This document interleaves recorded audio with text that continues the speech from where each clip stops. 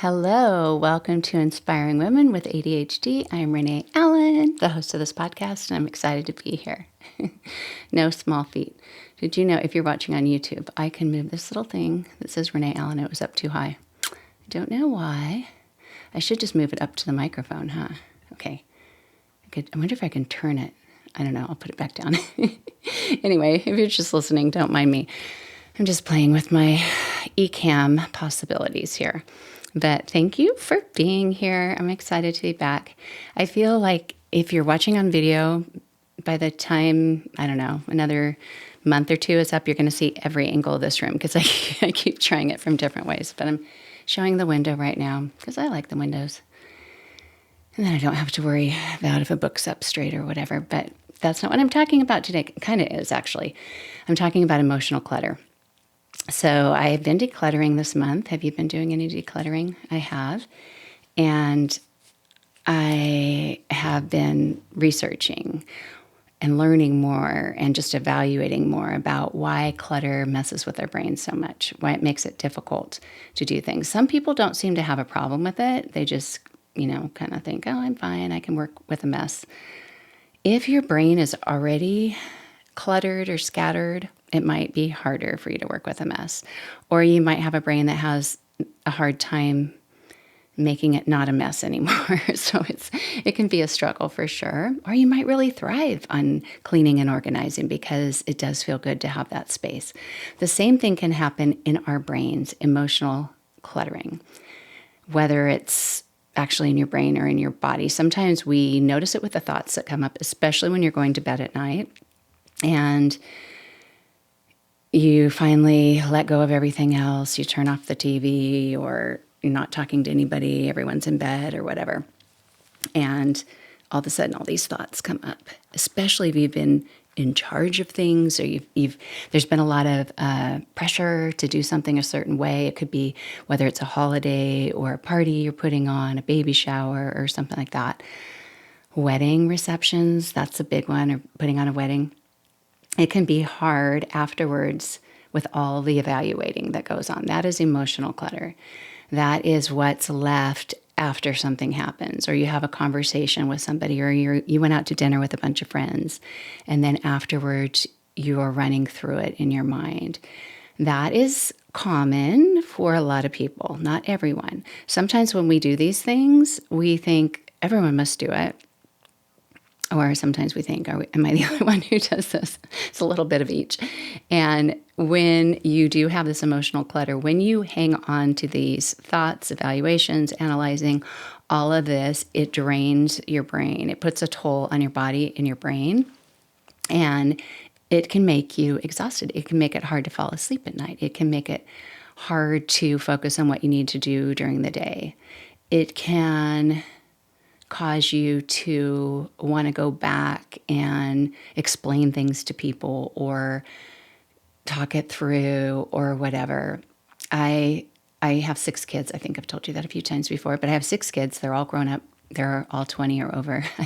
Don't ask me their ages because it's hard to keep track at some point. But I know the years they're born, so that's good. But it's really easy when like if you've had a child get married or you put on a big event like a graduation party or something. My son just graduated from medical school. There's not a ton of pressure, but there's a lot involved in getting ready for it. There's a lot of the buildup, especially if you have that people pleaser, I love to host things mentality. And it's almost like you're preparing a gift for someone.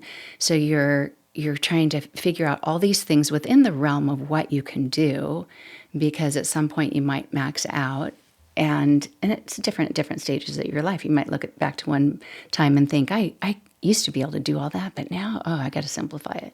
And then you wonder if you should have done more, or, you might second guess yourself.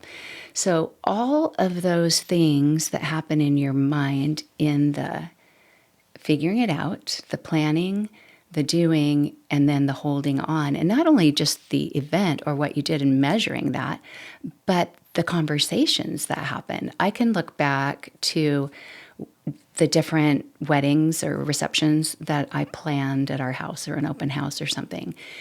and afterwards wishing, oh, I should have spent more on the photographer. Why did we go so cheap with that photographer? What a disappointment. What did this, just the lack of support for yourself. Would you do that to somebody else? Would you say to someone else afterwards, why did you choose that photographer? That was the stupidest decision you ever made. You probably wouldn't have.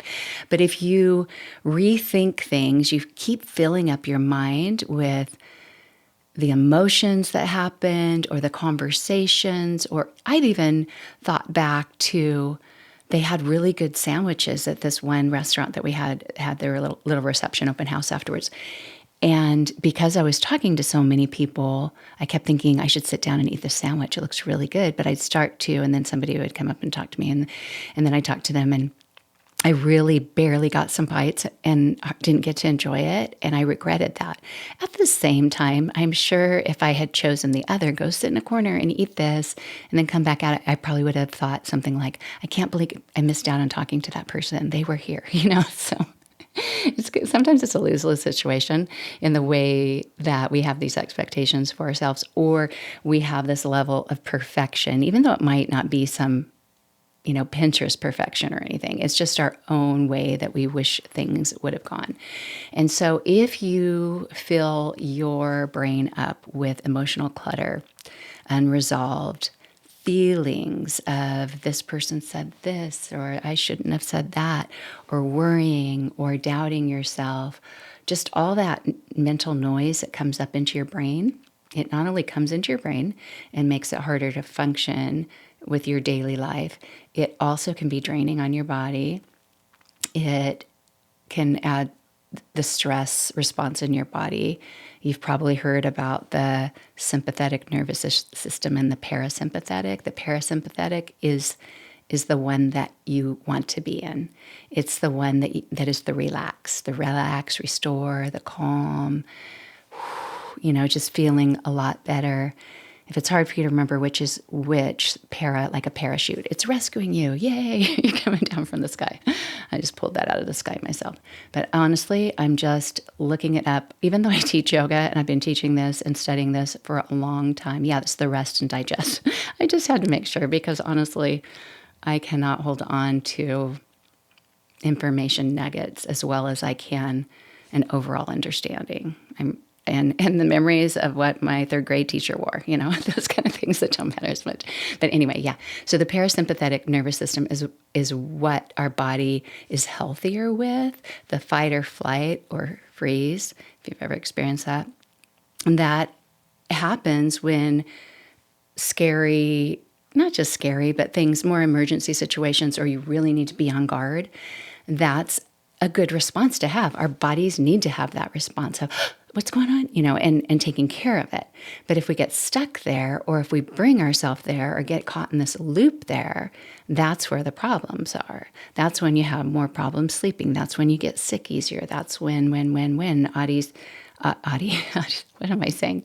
Your body has more problems, like inflammation and who knows what, aches and pains and things like that. There's a lot of, I'm sure I don't have to tell you, there are a lot of health issues that happen when you're more in that stressful state. So if you start to notice that your brain is just on things, you're thinking about things that really don't matter. They might feel like they matter. They might feel like you want to just get caught up in it. But if you start to notice the emotional clutter, just like if you walk into a room and you see clutter on a counter, or you open a drawer and it's full of clutter and you just can't find what you're looking for, things don't feel clear and empty, you can notice that with your brain, and you can do what you do to a closet with your brain. You can take out, you can let go of, you can get rid of, you can declutter in your mind, just like you can with things in the closet. It might not be, well, it's not even always simple with the decluttering in the closet, but it might not be as simple as picking something up and putting it in a bag and driving it to a thrift store or throwing it away. But if you start to realize that you can have some control over it, that noticing is the first step. Noticing and feeling bad about it isn't good, because we all do it. Everyone takes in extra thoughts, emotions, and things like that. Some more than others, some more than others. But if you realize that you're feeling guilty for things, or you're wishing something hadn't gone the same way or the way it had, if that can drive you to action to do it a different way next time, good. But let the other part go. And when I teach yoga, there's some things, as I look out at the clouds in the sky, I can't see because I really only use my glasses for computer and stuff. But when you look at clouds in the sky and you just lay there, you can watch the clouds move. Sometimes you don't really notice they're moving. But if you look long enough, or if you compare it to something like a tree, the cloud is getting farther away from that tree because the tree's not moving unless the wind's blowing. but you can watch the clouds go by. Back in the day when we really just slowed down and watched clouds go by. Some days they do go by faster, but they do go by. And I think of my thoughts like being those clouds in the sky. And instead of just hoping they go away, I help them go away. I'm mentally watching them go by, which means I'm sending them away. And you can do that with your thoughts. Or you can evaluate, is this really needed right now? Because it might be something that you think, I really don't want to give up on that thought. I don't want to send it away forever. But can you at least let go now? I learned a lot from yoga classes because I look at them as, and you could do this with any place that you go. You can go to a class, you're taking classes at school or whatever, you're in a workout class or whatever. Whatever your purpose is for that time that you're there. And when I would go to yoga, that's to relax, just to kind of have a little vacation in that hour, hour and a half, or however long the class was. Have a little vacation from my life, have a little time just to myself.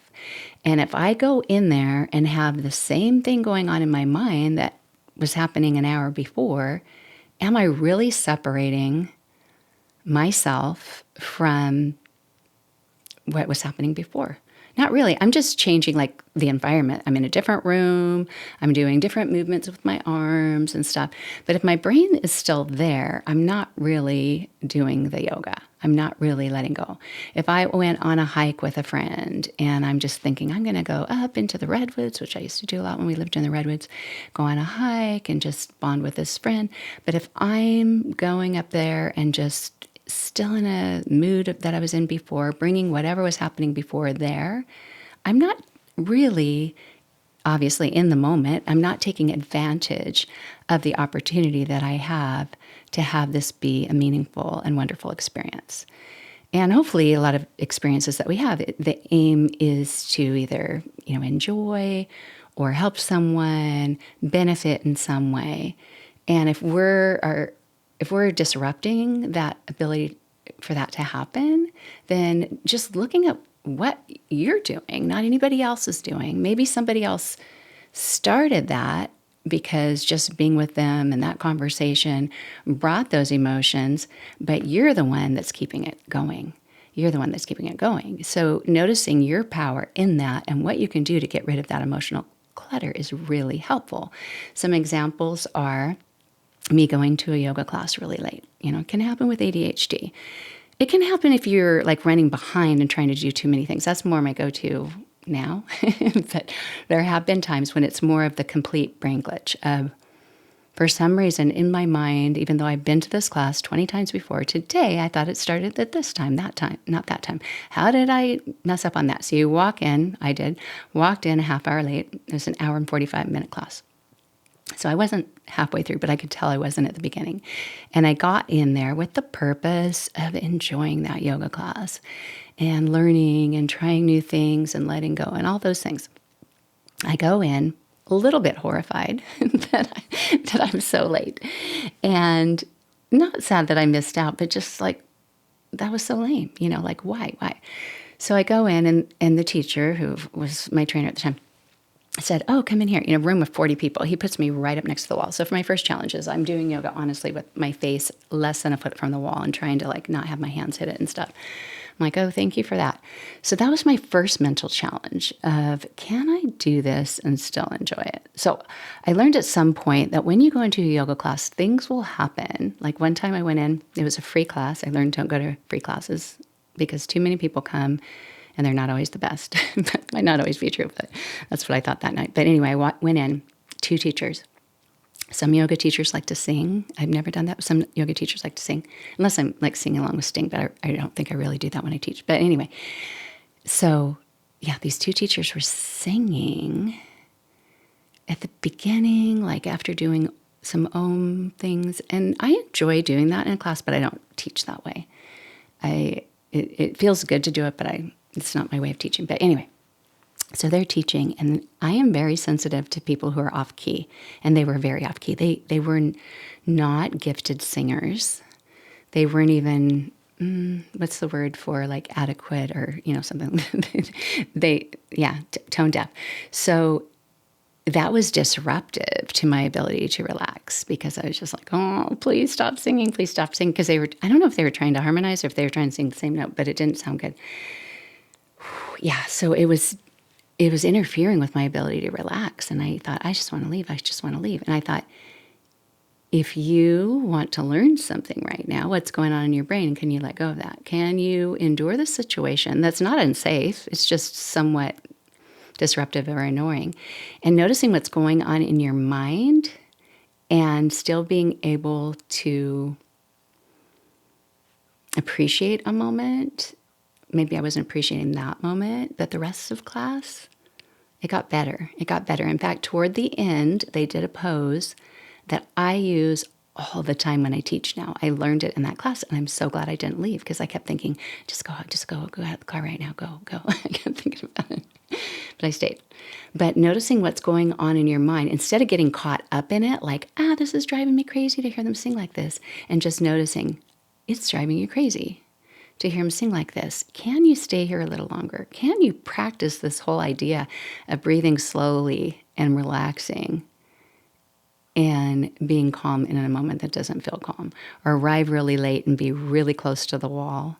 Have it almost drive you crazy, but learn to deal with something that may not be the best, but you can deal with it.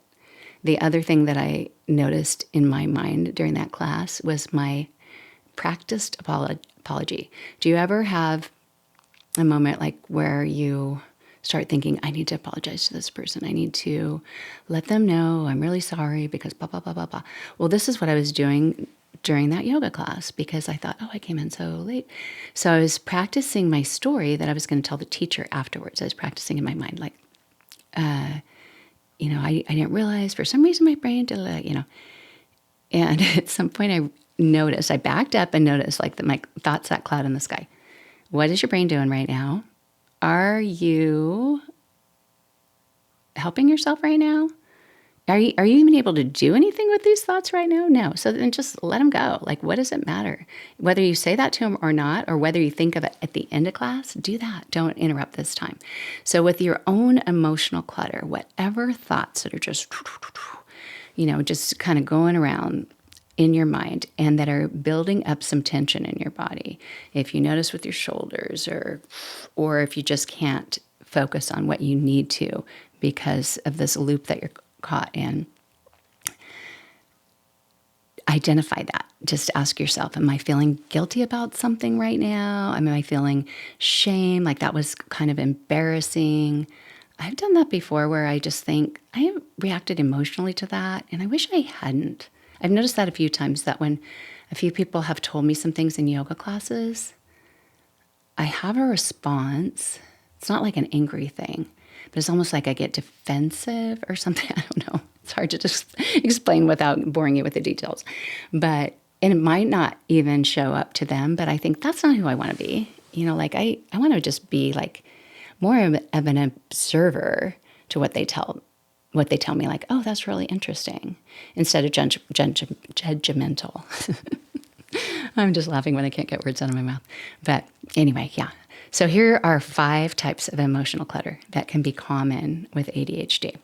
One is what I just mentioned, the guilt and the shame of wanting to be a certain way and you're not. You might run into walls, you might trip, you might forget things, you might lose things. You might not hear somebody when they're talking to you and ask them, what did you say? What did you say? I've heard more and more recently of women saying that a spouse or someone in their life will tell them, you should probably get your hearing checked because you're always asking what did you say? And some of them have had their hearing checked and they have good hearing, but it's just that they can't pay attention to the words all the time.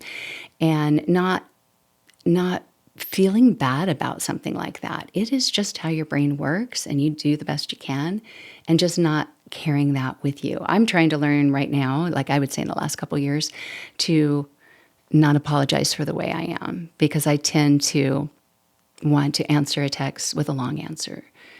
And sometimes I can get myself to answer with a short answer, and that's fine too. But I realize that there are times where I would rather not answer than not have it be complete or authentic. And then I would say things at the end like, I know this is, I just told you a whole story, but, or whatever, or leaving a voicemail or something.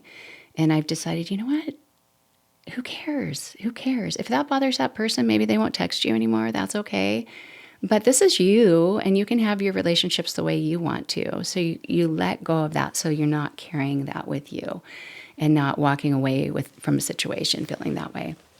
Another kind of emotional clutter that you might carry is a fear of failure, of having thoughts go through your mind every time you want to start doing something or do something or pursue something you've been doing or be consistent with it.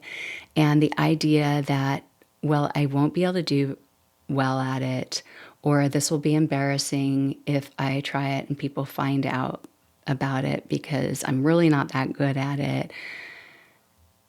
There's a lot of that. There's a lot of it. If you think about something you've wanted to do in life, there are times I kind of go back and forth of, I can do this. Yeah, of course. I've got the confidence. I could do that. And then what on earth was I thinking? How embarrassing. Maybe I should just crawl in a hole right now. It's those thoughts, they can just bombard you, and it can be hard. So yeah. Trying to notice the conversations in your head and ask yourself, is it supportive? Is it cluttering up my mind? Can I just sweep that away, wipe it away, and do what I really feel driven to do, what I feel like I can do, or, follow my heart, follow my gifts. Another thing is people pleasing. Yeah. My goodness.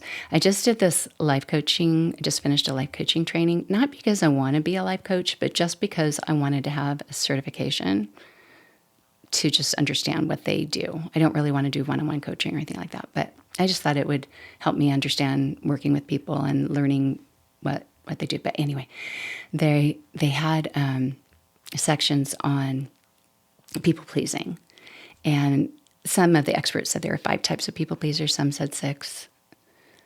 The one that said 6, 5 out of the 6. Oh my goodness, I was so that. So that. And I know I've talked about people pleasing on the podcast, but I think I need to break down the types because it's like, yeah. And that can be emotionally draining because you are weighing out what you do according to what will help people love it, be happy, or not feel bad about themselves, or you're helping them. I used to agree to do things that people asked, like if you're volunteering or even just subbing, like because I teach, a lot of times teachers at gyms or instructors will need a sub. And I used to just jump on it. Yes, I'll do that. And I really wanted to help the people. And I thought it would be fun too. But I've learned to wait because maybe somebody else can help them. Maybe that actually helps them more and it's not disrupting their life as much. But yeah, the people-pleasing residue. Watch your brain and see if you do anything out of obligation or concern that you might hurt that person's feelings, but it really has nothing to do with whether it's right for you or not. Yeah, that can be draining. Oh, yeah. And just the overthinking, I've mentioned that a lot at the beginning. Replaying what you said, you did, you didn't do, what didn't go well. It's exhausting. It drains your brain capacity.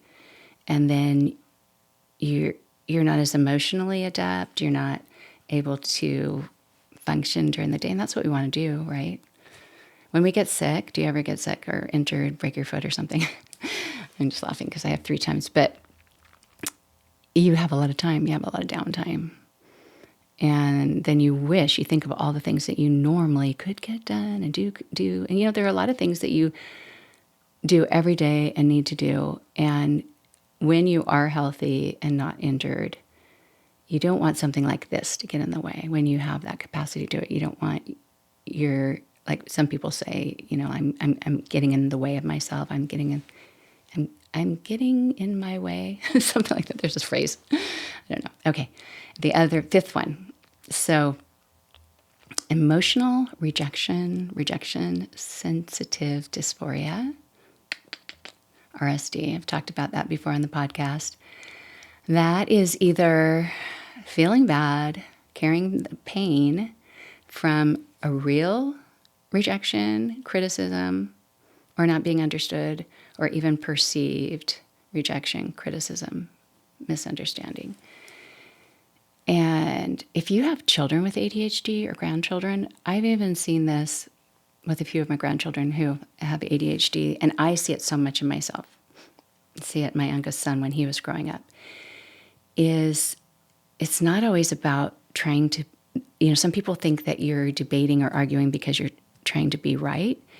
It's not that you're trying to be right, and it's not that you want to be right or that you're beating a dead horse, as they say. It's not that. You just know that they don't understand your intention or what you mean. And so you really have a need to express that to them. And sometimes you have the opportunity to do that. And sometimes when you do that, it can be perceived as arguing or just talking too much or going too far. So yeah.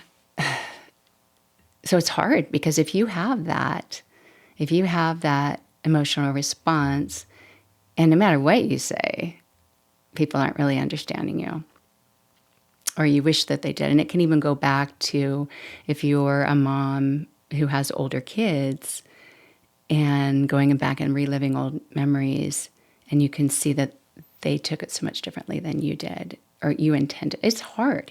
There's a lot of these. It's a lot of emotional toll that can come in. So it's not just thoughts, but it's just the feelings in your body and everything. So it can disrupt your day. So what can you do? What can you do to help with this besides just saying, that's a cloud, let it go?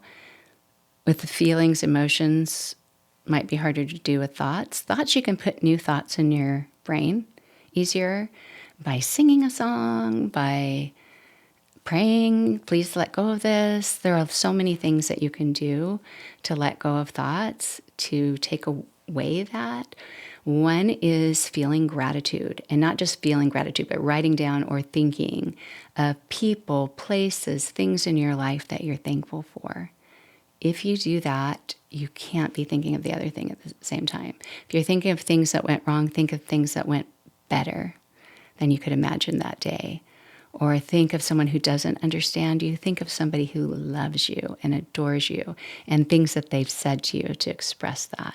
Go back and read old cards or notes or emails or Facebook comments, whatever it is.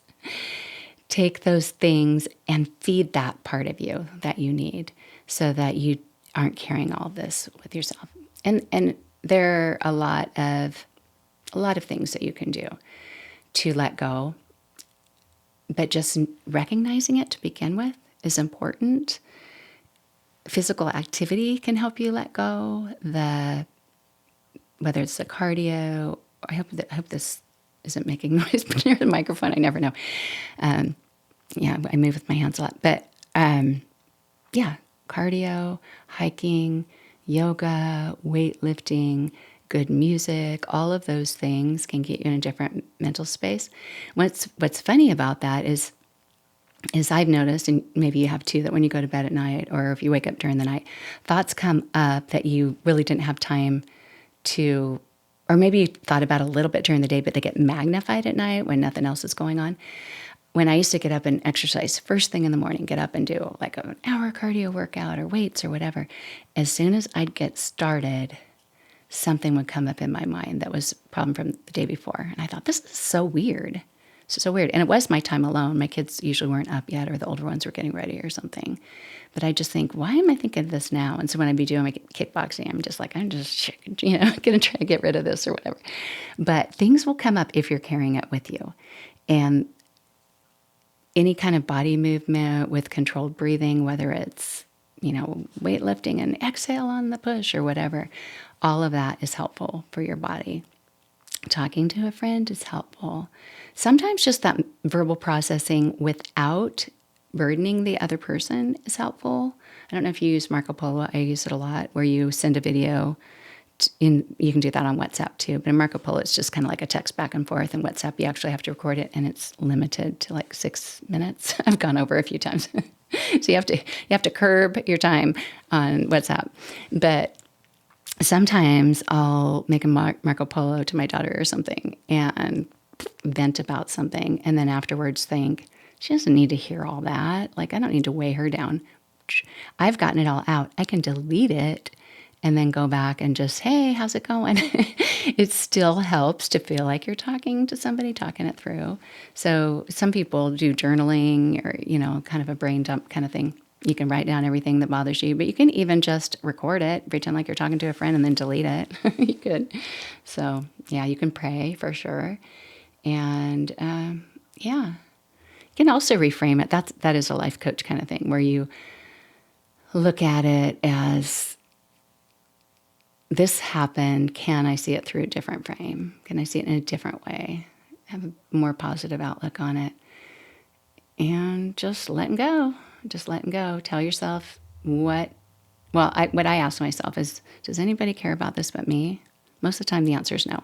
So why am I putting that pressure on myself? Oh, yeah. I just want you to know, if you carry emotional clutter, it's real. In yoga, they call it, which I don't really like the term, but they call it the monkey mind. And the art of yoga, what is it? Honestly, I can't remember quotes very well, but it's something like, yoga is the art of quieting the mind.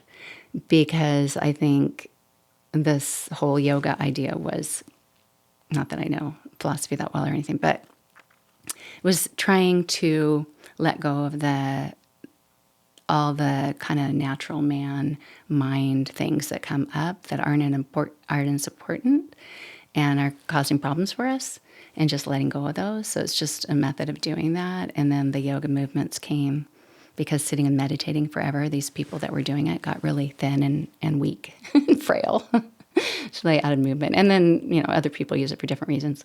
But I've just learned, because of the breathing and the movement, and it feels good to stretch and move with the breath and music. I mostly use, I would say, real music, more current music than yoga-y music. I use a bit of that at the end. But I like real music too. Oh my goodness. Yeah. I'm right now in my mental cluttered mind. I'm trying not to feel weird about what I keep talking about, because sometimes I just say things and who knows why they come up. But I'm going to let that go. I am. Yeah. So just notice whatever emotional weight's coming on your mind. And they just call it the monkey mind because, monkeys in a cage, let's get them out of the cage, out of the zoo. In the jungle, they're all over the place. And with us, it can happen. It can be that popcorn mind, but it can also be thoughts that are not just popping around and going, that they're actually weighing you down. You've got the weight of the world on your shoulders. And a lot of that you create yourselves. A lot of that you can let go of yourself. You can give yourself the awareness, give that gift of learning just to notice it. And then deciding, is there something I can do with this? Do I want to keep thinking about this right now? Do I want to keep carrying this with me? Yeah. Thank you for being here today. I'll get this one out today. I haven't been as consistent this summer, but I have been decluttering, and that's been fun. And those of you who have come to my website, thank you for doing that. It's renee-allen.com. I am getting better and better at my website. I figured out how to get my blog posts on there. I don't have all of them on there, and they're not all kind of re-edited. What they say on a YouTube tutorial that takes a day or a week, it's taken me 3 months. But it's not because I'm not working on it. It's just because the learning curve is hard. And I have to figure it out. I always find some little hitch that I want it to do this. And then I spend 3 days trying to figure that out. But I'm getting closer. So if you want to check out my website. It's very pink. It's renee-allen.com. I do have some contact forms on there if you want to be on my email list, my little newsletter of tips. And my newsletter is a way to communicate. It's not just, hey, this is what you can do. I want to hear from you. I want to hear if you're decluttering, what are you doing? What is your challenge right now? What do you need help with? What's been frustrating for you lately? Because I can guarantee you it's probably what's frustrating for me too. It's just kind of narrowing down which one to talk about first. So anyway, thank you so much. I will be back. And if you haven't already, give me a 5-star review if you're on a podcast format. It's a little harder to find. At least I think it was hard to find, but I've done it for people. And also share my podcast with a friend or two or family member, because I would love for our community of women to grow. So we don't feel like we're alone. We don't feel like we're going through this on our own, or that we can't do it, or what's wrong with us. It's just figuring out how our brains work and freeing it up as much as we can so it can do its best. So we've got a lot of gifts that we can offer. But thank you so much.